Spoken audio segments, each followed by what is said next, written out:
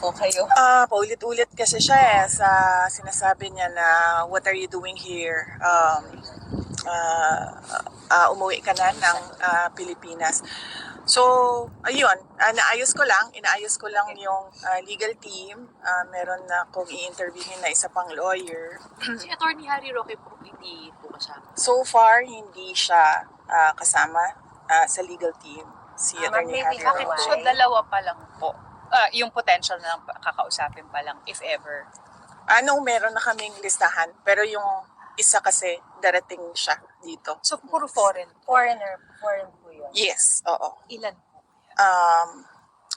Kung ilan, you may have to ask Attorney Kaufman. Bakit po hindi kasama si Attorney Roque? Well, because hindi pa kasi na-establish kung ano yung basis ng pag-stay niya dito sa Netherlands. And we don't want complications ba. Gusto namin nakatutok talaga yung lawyers doon sa kaso. And right now, I heard applying for asylum. He publicly announced that already, no.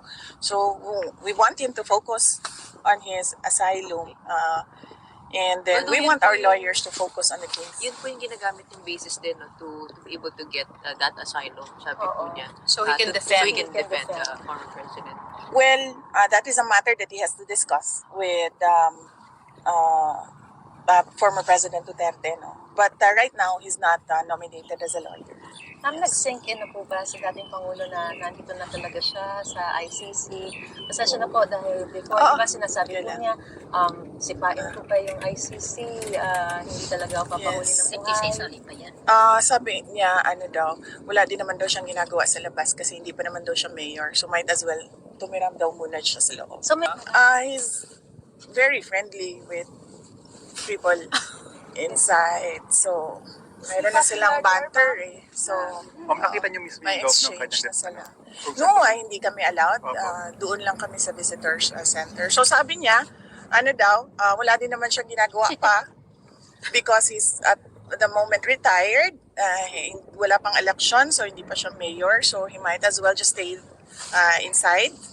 And then he said that he doesn't regret anything that he did sa pagtatrabaho niya para sa bayan. At nakita naman daw ng bayan kung ano yung resulta ng kanyang serbisyo para sa bayan. Maybe how's your visitation? Do you have to apply every single time Yes. you apply? Ganyan naman yung iba yung sabi ko nga mag-interview. Oo. Matagal ba? Yung, ano yung proseso? It's online. It's online. So, every time na kailangan ko pumunta doon para mapaabot ng mensahe sa kanya, pinapasok ko siya online, sinasubmit ko, and then nagre-respond sila. And then, siya yung nagsasabi yes or no. So, I tried to limit kung sino yung pwedeng pumasok sa kanya, but apparently, ang rules nila dito ay yung detainee ang magsasabi ng yes or no. You apply, and then he'll say yes or no. Kasi Attorney Harry said you wanted sana a daily. Yes. So nag-a-apply. Ang application ko last time was Friday until Tuesday. Ngayon, so I was given Tuesday, and then mag-submit na naman ako ng bago. So Tuesday na naman until yung pangpanibago. Well, right now, I'm thinking kung hanggang kailan ako nandito, yun na rin yung i-apply ko para hindi na rin sila mabombard ng everyday na submission. Yeah, so kanina, doon, while we were talking, biglang may dumating na letter. So apparently, pwede palang magpadala ng letter sa loob. So, marami sa ating mga kababayan, no, ang gusto magpaabot sa kanya ng mensahe nila. Tinanong ko doon sa loob paanong nangyari na nakatanggap siya ng sulat galing sa